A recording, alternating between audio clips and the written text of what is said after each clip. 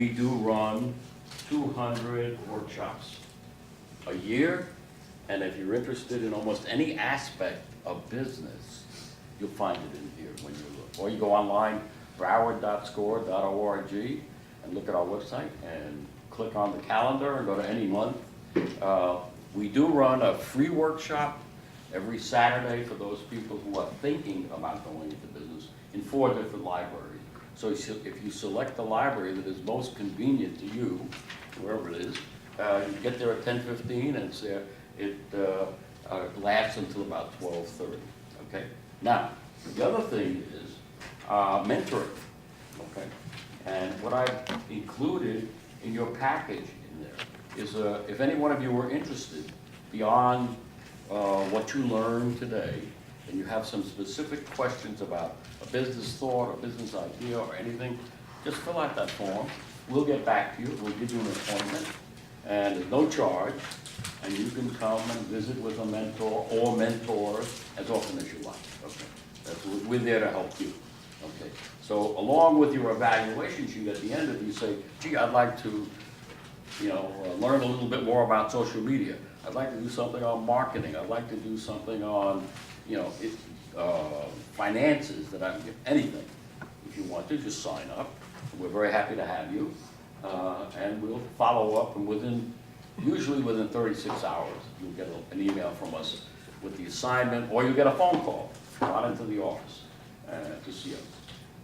Now, I want to tell you something a little bit more. We do have another program, and it's called Tune-Up.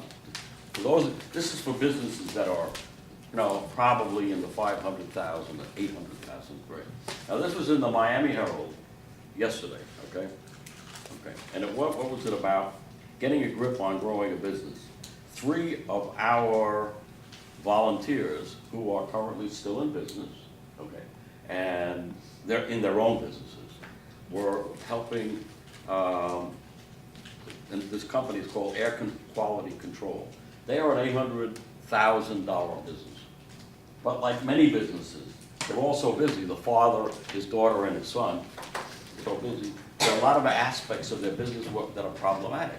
So they got in touch with us for a tune-up. And we did a lot of work, our people did a lot of work with them. And the result of what we had advised that company and what they're putting into operation. In fact, one of them is a business plan. They got around to growing the business, but they never got around to defining where are they going, what is everybody doing, how are we going to operate. So that was one of the aspects of the program. And this is actually a three-page article. If you look up the Miami Herald, you could read the whole thing. Now, we used to charge for this, $600 a session. We don't charge anything. Any business or anybody who might be interested. However, we do ask at the end of working together if they would make a contribution to SCORE and the SCORE Foundation, okay, to keep up the work of what SCORE does. So but there's no charge. We also have another branch that's called Scoreboard 17. Scoreboard 17. Thank you, Miguel. Scoreboard 17. And that's for those businesses that might be in the $2 million to $5 million level, but they can't afford a board of directors. And our group, we have three or more ex-CEOs, business owners, who work and function as a board of directors. Same thing, no charge for that. If the company's satisfied and happy with what the results and the information that they get, they can make a contribution to SCORE. And Miguel's a member, been a member for what, a couple of years? Yeah, right. And he's in his own business. He advises. He's a consultant. He advises businesses of all levels. And you're getting a very professional lesson today from someone who really knows what he has. One of our guys, or our people, like it's about 50 to almost 55% of our members are still in business. So that what they're giving you is information that is today's information. not from somebody like me who's been out of the business world for quite a long time, so. I'll give you a Miguel, and I know you're gonna enjoy it, and it's gonna be very worthwhile. Give Marshall a big round of applause, please. Because they don't get as much recognition as they deserve. They're always behind the scenes, and the value that they bring to business owners and processing, I got it. Thank you very much. Appreciate it. I forgot to turn on the camera last time, so thank you, Marshall. Give you a little bit of bio on myself. Born and raised in Miami. We run a consulting company called Genesis Financial Associates. We go by GFA. We have another division also called CFO by Design. My specialty is in business finance, funding, and I'm a financial planner by trade. That's where my history comes from. Spent some time with the SBA and understanding lending in that world, as well with one of their intermediaries, understanding the consulting world, as well as spent some time prior to that. What I studied at FIU was international business management. So for years running a financial planning business with a team, I always gravitated to business. I mean, that was my love. I always loved business owners, and the obstacles that they dealt with is usually what we bumped into. So I would love to invest more, but I'm dealing with this obstacle. So really, the GFA side, the consulting side, was born as a byproduct of helping people just invest in their personal lives. And it got so much that we actually had to create a whole division, and we now actually have over 25 different associates that provide service for us for our clients. And we're right now looking to expand in different aspects of representation, as well as our global brand. We have another brand about to come out. So I come here to share with you because I enjoy businesses. I enjoy the concept of business. I enjoy sharing with you. But more than anything, my goal from today's session is to give you some insight, not just on the business plan. See, the twist that I think that we are able to bring value to is how the business plan is applied in the real world. Because going through the exercise of a business plan might look really good and may be arduous by any means. I mean, it might be tough. Oh my God, it's like pulling teeth. But the reality is there's a purpose for it and how it's done. And I want to first start by saying there's different kinds of business plans. Your business can have multiple business plans. Okay, you might have a business plan for the purpose designed exclusively for investors, to attract investors. Your business plan might be designed for the purposes of becoming your feasibility study, which is, before I start this project, I want to see if it's worth doing, kind of what we talked about, you know. So your business plan might be like I'm helping someone right now put a business plan together, that the purpose of the business plan is for immigration purposes, that they are purchasing a business, they're able to get legalized and become a citizen by doing so, and in order to do that, they need to present the business plan of the business they're purchasing. So it's a completely different business plan. Maybe it's for the purpose of getting a loan. It's a completely different business plan. I want to say, I mean, not completely different, but it has different components. Okay, different components, things that are more elaborated than others. I don't want to overcomplicate it, but knowing the purpose of your plan and the audience is just as important as knowing how to write it. Okay, because knowing who's going to read it is very important. Because you want to know of the people that are going to read it if you need to spend more time in a different area. And I'm going to get into some of those components. So as we go through the session, again, my outcome is to create a lot of value. Feel free to stop me. Okay, we're going to spend some time on the financial. So I want to get through certain areas. But to my complete surprise, and the last time we did this session, I had a lot of feedback that a lot of people found a lot of value in the vision part, the part of where it's your mission and your vision, that they always confuse that. And I usually want to rifle through that to get to some financials, because the financials are my strength, is what I enjoy to talk about. So, but feel free to stop me and interrupt me, because your question, I guarantee you, is probably 50% of everybody else's question, but maybe they right now are a little tired, they don't want to raise their hand. I know it's late in the day, so the only feedback I ask you is to nod every now and then. Just kind of let me know you're with me. You know, the last session we had, one of the students said that she felt, because one actually kind of nodded off in the corner, but the consensus as a whole was it had a lot of value. So the only thing I ask you is to just stay with me. I promise you, by the end of the day, you're going to walk away with at least one thing that's going to completely impact the aspect of your business or your venture or your project. Any ways you want to get a hold of me? We do offer free information.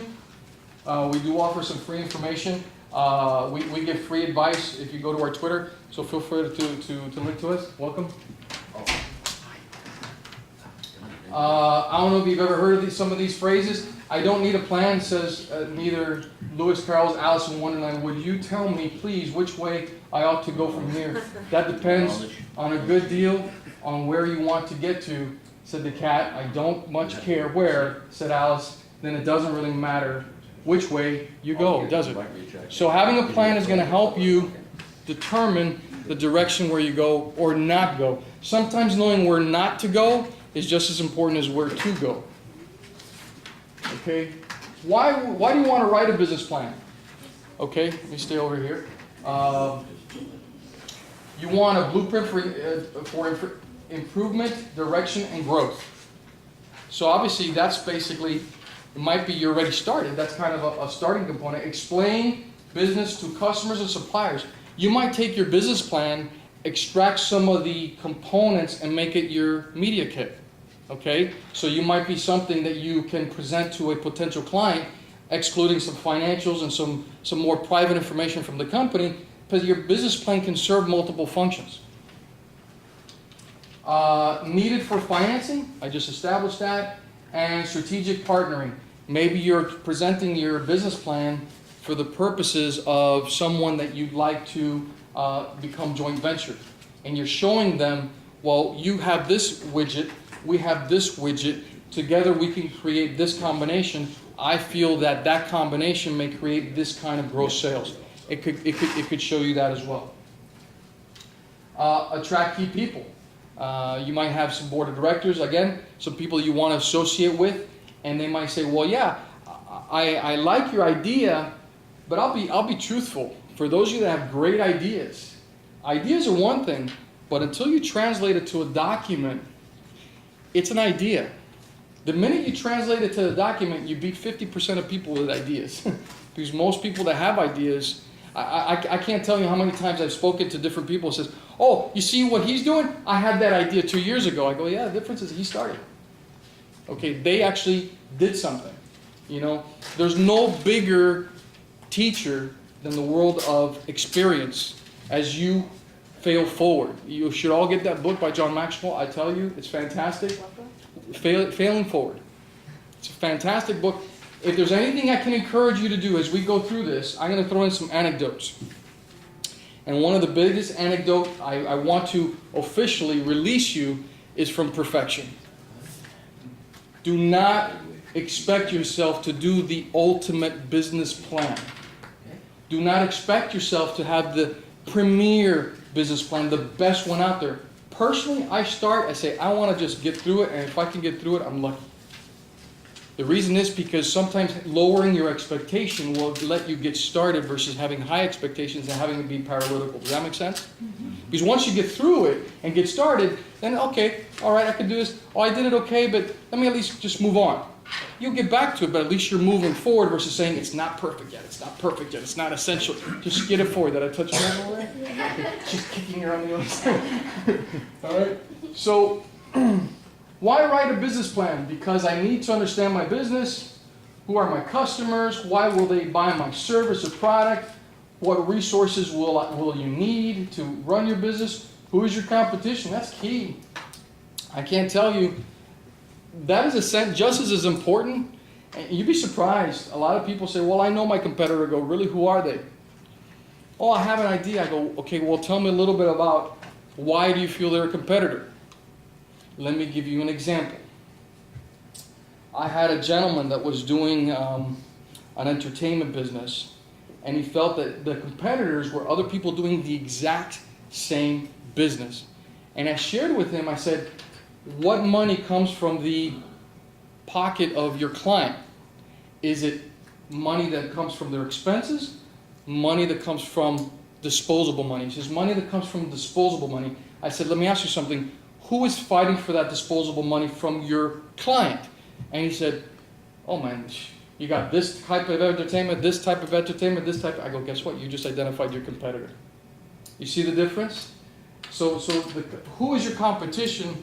is not just someone doing your business, it's who is fighting for the same money from your client. You with me? And I'm going to get into that in a minute. Can you create value and make money? Because if your product does not improve, is not financially viable, welcome. Is not financially viable, it doesn't make sense financially, does not improve services, it's not new in the industry, but you still want to do it because it's convenient, well, guess what? You might be choosing to have obstacles. Does that make sense? Because you're already seeing that it's not something that might be worth exploring. So, can you create value? And that's important. Your business plan will help you identify if your product is creating value. Actually, even beforehand in your business model, which I'll get into that in a minute. This is just an evaluation sheet. Okay.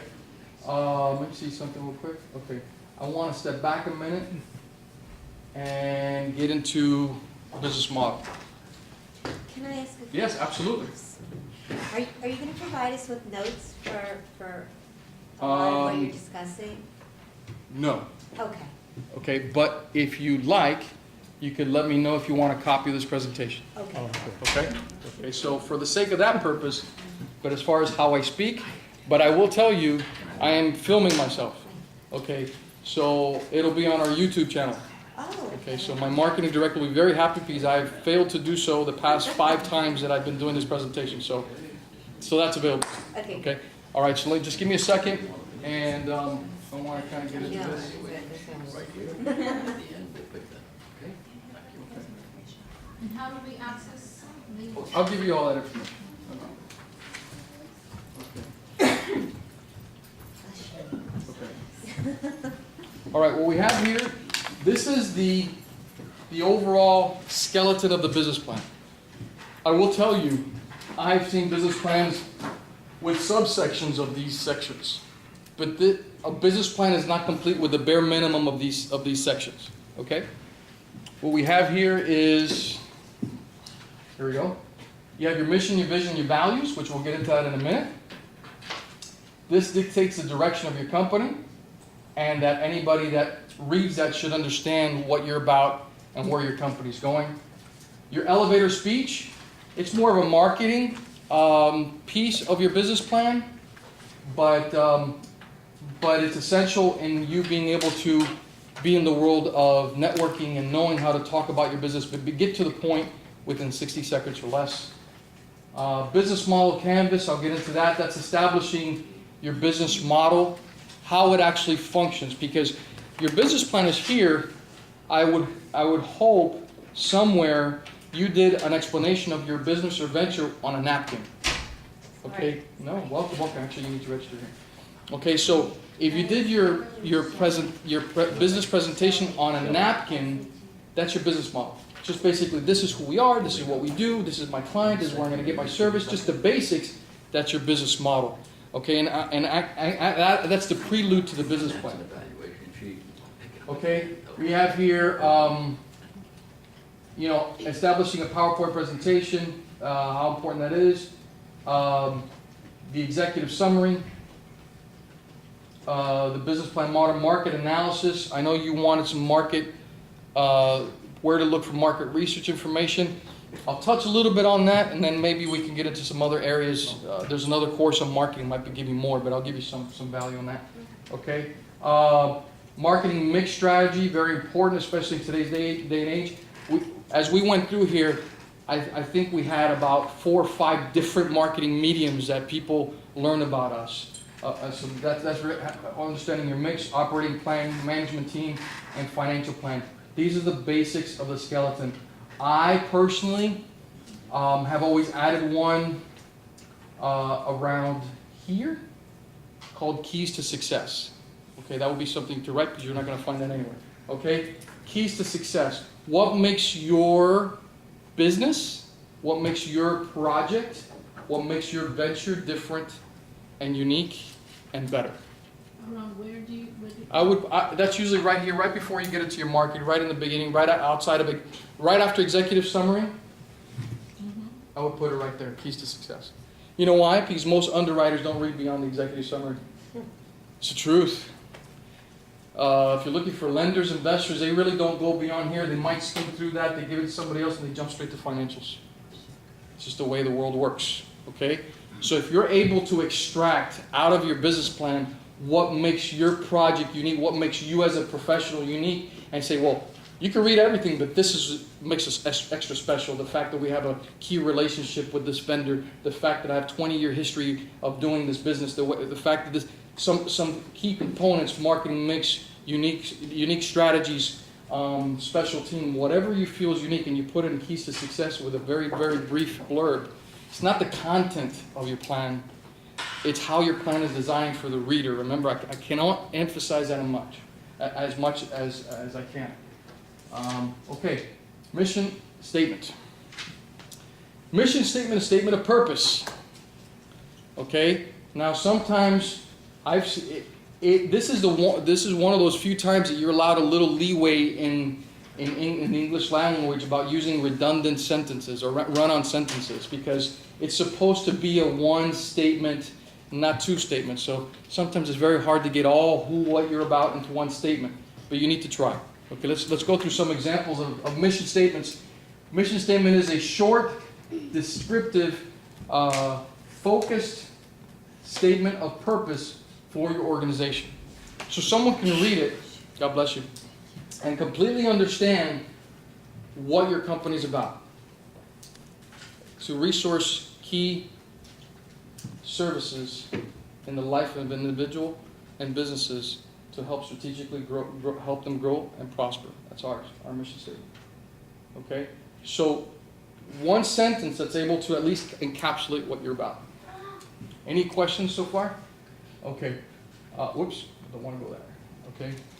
We have here, ideally it should be no longer than a paragraph, but must be clearly indicated the purpose, culture, direction of the organization. Mission statements describe organization's fundamental purpose, reason for being, to stockholders, customers, clients, employees, and general public. It should be posted.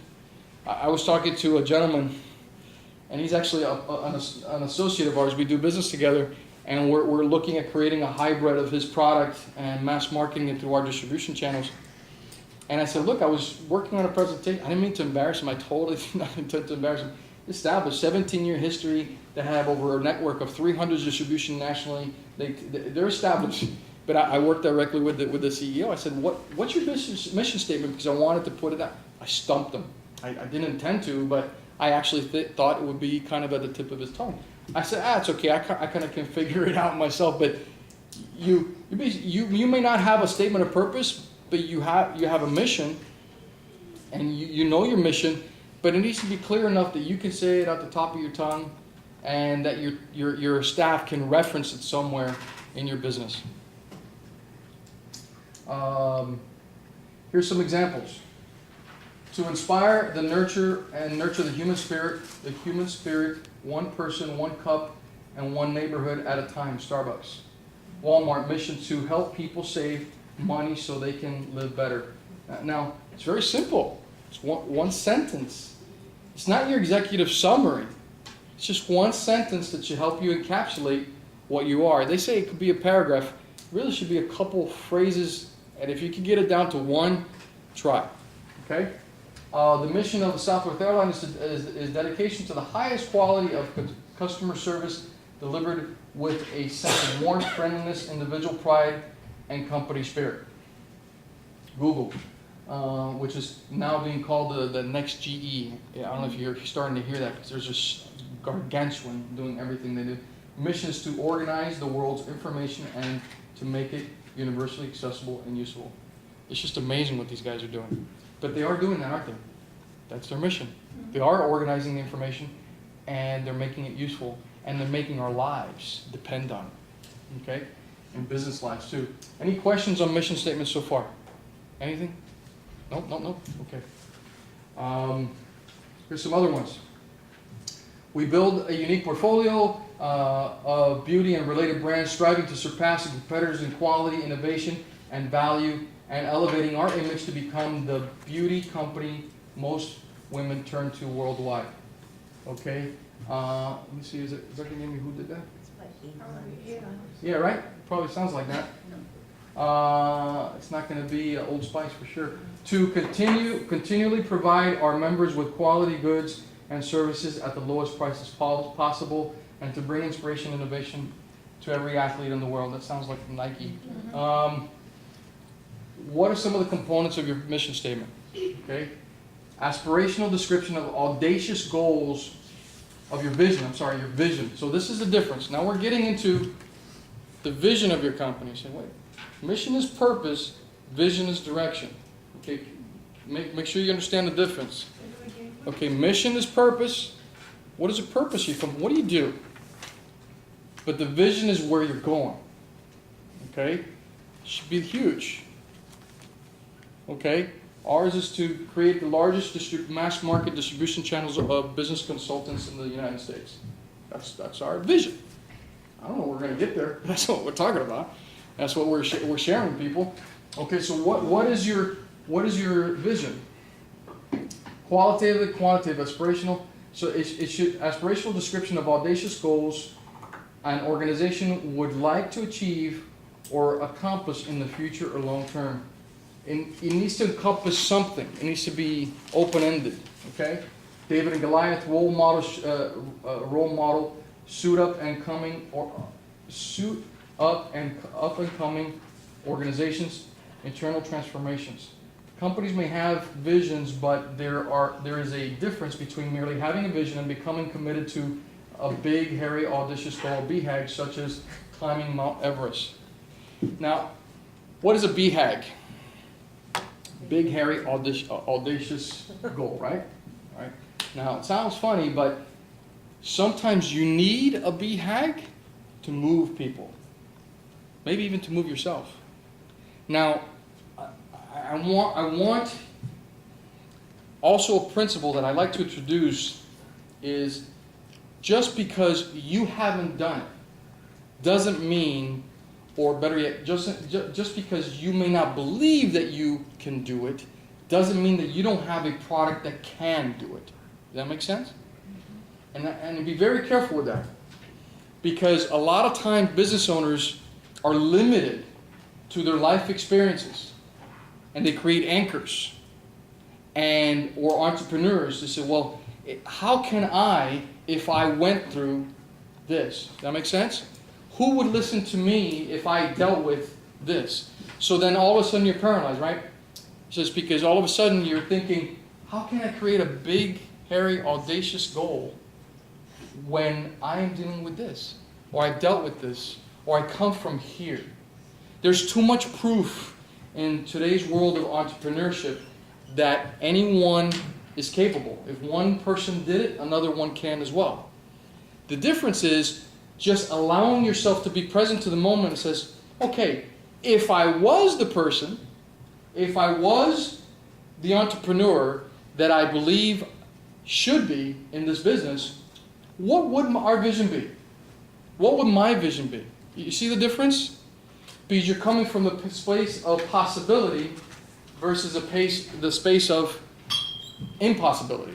And it's very important, because I've seen an enormous amount of very passionate people be paralyzed by their past, or be paralyzed by what people have told them. So allow yourself the freedom, say, I'm just playing, right? We should be more childlike in our older age, because when you see a bunch of children together, what do you see? You see them playing and fantasizing, right? They're Superman. They're all these great things, but all of a sudden we get beat up in this world, and then we stop believing that our dreams are possible. And it says, well, why me? Well, why not you? It's been done before. Someone with as many obstacles, bigger obstacles, less obstacles did do it as well. So allow yourself to be present to the possibilities that a big goal could happen for you. And then all of a sudden it comes to you. Does that make sense? But if you're present only to your obstacles, to the reason why you can't, you're going to say, I don't know how to do a business. No, you know why? Because you're not coming from the space of possibilities. Did I get it? Did you guys nod your heads with me? Any feedback today? Very good. All right, so here are some visions. Target. Okay? Become a $125 billion company by year 2000. You have democratize the automotive and Ford Industry Company, 1900s. Become the company most known for changing the worldwide poor quality image of Japanese products. This is awesome because look, this is in the early 50s. You think that Japan has a different view on, or we should say the US or the world has different views on Japanese products? Totally. So that was a big goal back then, but it's a reality that came to fruition, isn't it? Become a dominant player in the commercial aircraft business into the jet age of Boeing. And Boeing is still going strong. Become the most powerful and the most serviceable, the most far-reaching worldwide financial institution that has ever been. Citibank's predecessor to Citicorp, 1950. And Citicorp, interestingly enough, in the late 90s became Citigroup, which was at that time the largest financial institution in the world, and then got broken up a couple years after that. Okay? Look at this. Common enemy of BHAGs involved David versus Goliath. Knock off RJR as the #1 tobacco company in the world, Philip Morris. Okay? Crush Adidas. Nike said that in the 1960s. Okay? Yamaha. What did it say? We will destroy Yamaha. Honda said that. So it says common enemy of BHAGs involve these kinds of comments because that is targeting an entity versus giving a direction. Does that make sense? So it's more like a competitive strategy, but it's not really giving a direction as a company. See the difference? Okay. Whoops. Okay, role model. BHAG suit up and come. I have a hard time. Suit up and coming organizations. Become the Nike of the cycling industry. Become as respected in 20 years as Hewlett Packard is today. Watkins Johnson, and become the Harvard of the West, Stanford University. Look, he said in the 1940s. Is Stanford reputable? It's pretty awesome. But you see the difference versus attacking versus association. It's a different. This gives direction. This creates a different kind of field. Internal transformation, BHAGs for suit large established organizations. Become #1 or #2 in every market we serve and revolutionizing this company to have the strengths of a big company combined with the leanness and agility of small companies. General Electric, you think they did that? Most indubitably. Transform this company from a defense contractor into the best diversified high technology company in the worldwide. Rockwell. Now understand this, they were already established, okay? But they chose to change their vision. So you may start your company, and once you're in your company, decide to change your vision. There's nothing wrong with that. Okay? So understand that a business plan is almost, it's an entity that grows with you, but it also changes with you too.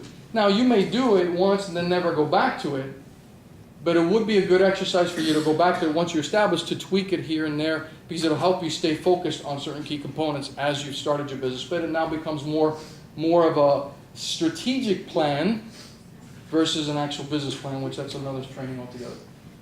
Can I ask a question? Yes. Can they put a trademark on mission statements? Do they? Like how Nike let's just do it? Is that? If they could put a copyright on that, or Yeah. I don't know the answer to that question, truthfully. I know you can to a certain point, but beyond that, it's as long as it's within a certain margin. But I don't know what the rules are. We actually have a session on intellectual property that talks about that. Mission, vision, and values. Putting it all together. Sony in the 1950s. Here's our core values: elevation of the Japanese culture and national status, being a pioneer and not following others, doing the impossible, encouraging individuals and the ability and the creativity. This is their core ideology. Their purpose: to experience the sheer joy of innovation and application of technology for the benefit and the pleasure of the public. But notice they took their principles and they put it into a purpose. Okay? So what are your principles as a company? Okay? Are you about honesty, integrity, service? What are your principles? And putting it as part of your purpose, should join in innovation and technology, the benefit and the pleasure of the general public. And look, their BHAG became the company most known for changing the worldwide poor quality image of Japanese products. And a vivid description: we will create products that become pervasive around the world. We will be the first Japanese company to go into the U.S. marketing and distribution directly. We will succeed with innovations that U.S. companies have failed, such as transistor radio. Well, that's changed, right? 50 years from now, our brand name will be as well known as any around the world, and will signify innovation, quality, and rival the most innovative companies anywhere. Made in Japan will mean something fine, not something shoddy. Look at where they were coming from.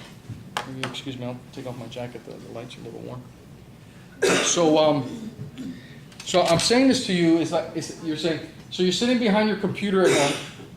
You're thinking, okay, this guy talked about purpose and vision and all this stuff, and I see myself and I see a stack of bills next to me. So how do I get myself in the framework of creating these messages? Well, real simple. You don't speak from the terms of where you're at. You speak from the terms of where you're going. Okay? So imagine yourself running an operation of 10, 15, 20 people, gross sales of $1 million, $2 million. Okay, now I have that and my product is there, or wherever the destination is, because you could be very successful, be a one-man operation, but having a clientele base that generates X, Y, Z, what would your core values be as a company? Remember, put yourself in the framework of where you're going. And that allows you to get through this process. Don't let it be paralytical. Let it be inspirational. You have a question? No? Any questions here? Okay, because I want to keep things moving. All right. Elevator speech. I love this. What is it? A 60-second overview of business ideas for product, service, or project. It's called elevator speech because it can be delivered during a ride in an elevator. Why do you need it? General interest and buy-in from customers, investors, bosses, employees. Here's the components. Structure an elevator speech in 5 sentences. What is the problem? What is the solution? What are you and why are you the one to solve the problem? What is the value proposition? Solve a problem or fulfill need for target customers. What is the call to action? Okay, if you cannot explain what you do in 60 seconds or less, you haven't spent time understanding what you do. Okay, this is very important. You may be in a network event, in a function, and all of a sudden a friend of yours or someone that you met earlier in the event may know you, you may have known them, and they find the right investor or the right person for you to be introduced to, but is very busy and everybody's pulled in many directions, and they say, here, look, Sheldon, this gentleman guys may collaborate, and you have 1 minute or less to translate what you're about, how you're supposed to send that message, and you get stuck. You get stuck, you know why? Because you weren't prepared. Okay? It's something that you need to be able to do. Personally, I think you should get it to that one sentence, that mission statement, one sentence. This is who we are, and this is what we're looking for, and this is who we're looking to meet. Then you got it out. Then now you can continue to elaborate. You see the difference? You know, you got it out in maybe less than a minute, but then based on the person's reaction, you're able to elaborate a little bit more on maybe a comment here or there. Okay? But in each answer, you know, what is the problem? Well, we're in the neighborhood. We just established, I have janitorial in my mind because I'm helping get a loan for a janitorial business. We have a janitorial business, but we're targeting commercial services, and we're looking to establish a team. But I have experience, but then I have a partner that's going to help us with the services, and all over the place. Okay? But then somebody meets you and says, look, I'm an investor. Hi, I wanted to meet you. And then you say, oh, we're establishing a janitorial business, and we're going to be innovative. We have an online service component, follow-up with systems, and we're going to be concentrating in the commercial sector, but we have also different price components, and we're going to be working directly with our direct buyers. And boom, you got it out. Okay? But if you're not there, that you can get it out, boom, boom, boom, without a then you got to work on it. Because those vocalized pauses indirectly take away from the confidence, take away from the translation of confidence. This is a little footnote, this is bonus, okay? The process of sales, listen carefully, guys. Stay with me, okay? The process of sales is a transference of trust. Now, some people transfer confidently, but then also cannot be trusted. But you can pick that up, can't you? You pick that up when, okay, this person's not genuine. But if you're not using a certain tonality, if you're not crisp on your words, because you haven't taken the time to, on your elevator speech, you're not going to transfer that confidence, are you? You can do it. You have the ability to, but you didn't stand in front of the mirror, stand with a friend, or stand with a group of friends. Hey, can I just run this by you? Laugh at me afterwards, okay? But let me just get it out. This is who we are. This is what we do. And this is what I'm looking for. Blah blah blah. How did that sound to you guys? What did my body language say? If you don't do that and allow yourself the time to translate and let your body language communicate your message, square off your shoulders when you're talking to somebody. Make sure you're looking at them in the eyes. Great exercise is to sit down with somebody, see how long you can look at them in the eyes, and just keep on going there, because you're going into someone. But when you're talking to an investor, one of the biggest reasons investors do not move forward is because they don't feel good. It's not just the numbers. It's your ability on translating the numbers based on, okay, you have your business plan, now sell me on you. Hope, I want to get that you can deliver on what you put in here. So tell me about your product. I can't tell you how many times I see people put business plans together and then they don't spend the time.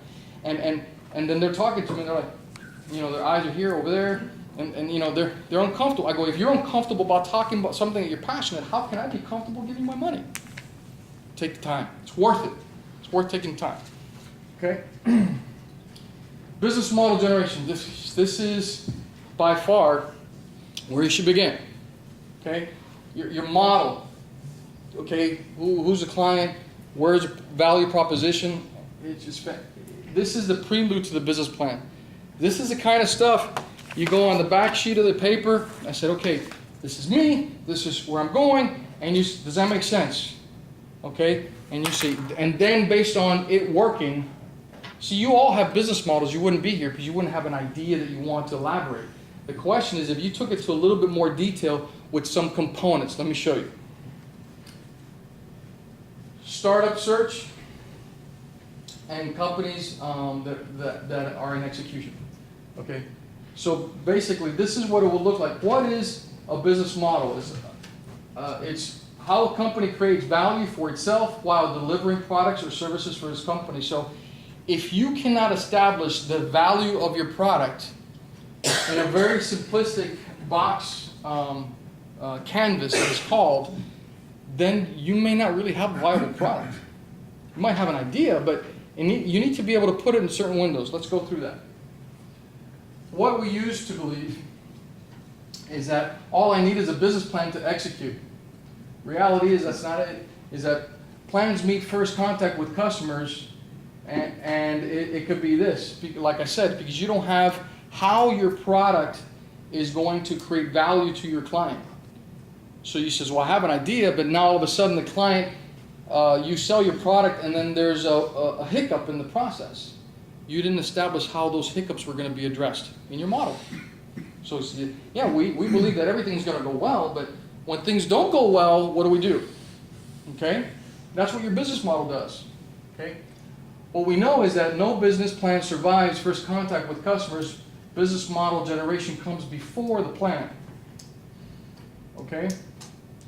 So first you search your model hypothesis. I think that if I buy this water from this source, Here's a perfect example. There's a gentleman that I think he's fantastic. He's up and running. He actually was in the show The Sharks. I'm sure a lot of you watch that. Okay, he's actually working with one of them as an investor, but he has a great product. Basically, it extracts, it creates water out of the air. So it takes the oxygen and takes the water component and actually creates water out of actual air, purified water. And he shows how this kind of water actually is bad for you. But everything's bad. Splendid's good, Splendid's bad, Splendid's good. So the fact is that his model I thought was fantastic, but he's bumping into some issues on funding. He's bumping into some issues that his clients love it, but the machine itself is pretty expensive for someone to buy.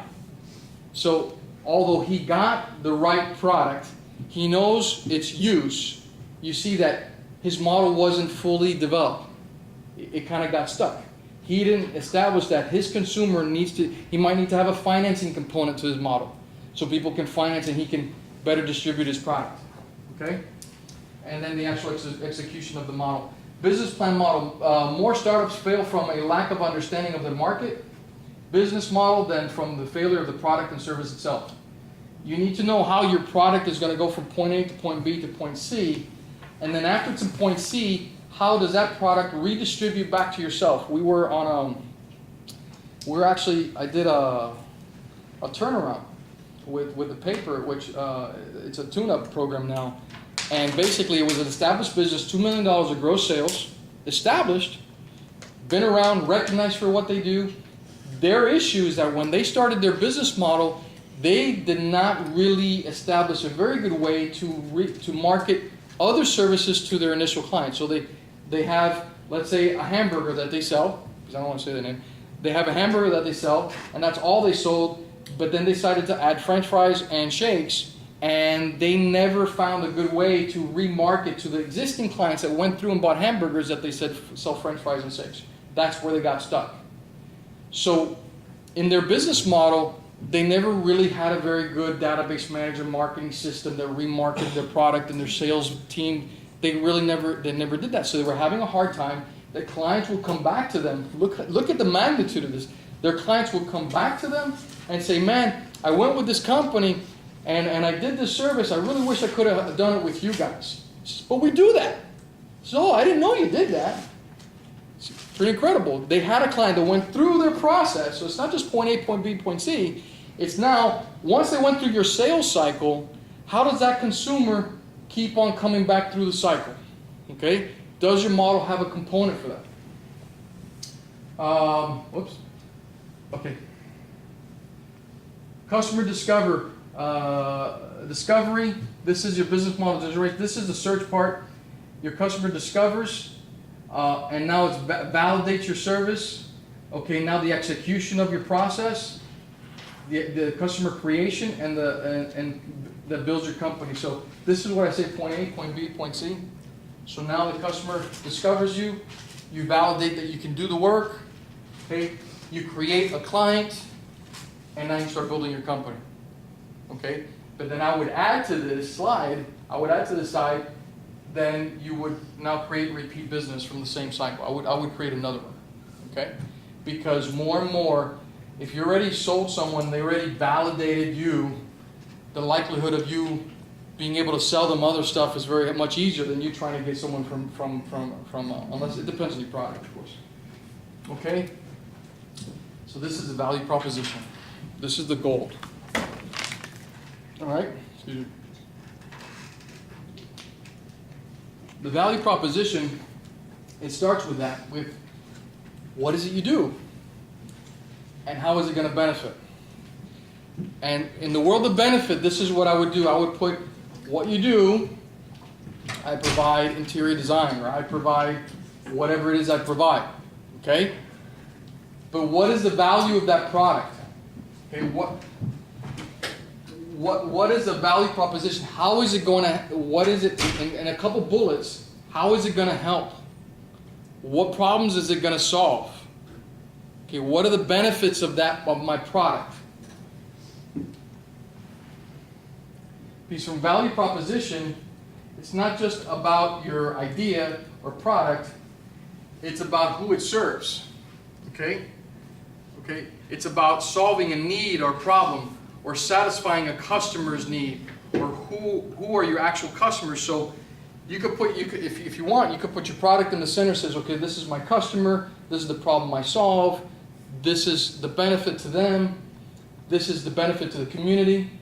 Because actually, there's a project that we're working on, the one that I told you that I got referred to, that it's a very unique project.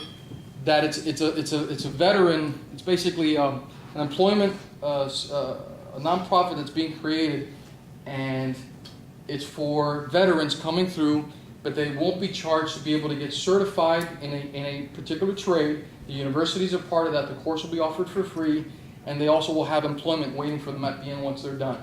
Okay, where you have veteran employment agencies, but they usually charge. Okay, so this organization is unique that way. That's their value proposition. But one of the key components is I'm helping them with their business plan, because they were all over the place. Oh my goodness, they were just, everybody had ideas. I said, okay guys, I have one question. How is the entity going to sustain itself? Everyone was stumped. It sounds great, but how is, step one, how is the entity going to sustain itself? And my second question, I said, who does it benefit? That's the value proposition, because we start here at the model. So then I sent out an email, and I'm basically saying, okay, what is the benefit to the client?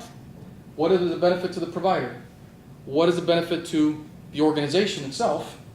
And what is the benefit to the community? He says, well, who cares about the community? So I'm very interesting. When your product also, all products generally should benefit the community, except now I was given a business plan request, which I denied, for a business plan for the cannabis industry. So now that's a big trend now. So I don't know, I guess there's two ways of looking at that industry, how it benefits. So, but generally most products benefit the community. So when you're clear on how your product benefits, notice we haven't written your business plan yet, okay? But you're clear, my product benefits the client, my product benefits the vendor, the provider, or my product benefits us as an entity, and it also benefits the community. When you have an investor in front of you, you're like, oh man, this is what it does, this is the benefit, this is the benefit, because you're clear. It's encapsulated, okay? Here's a value proposition template.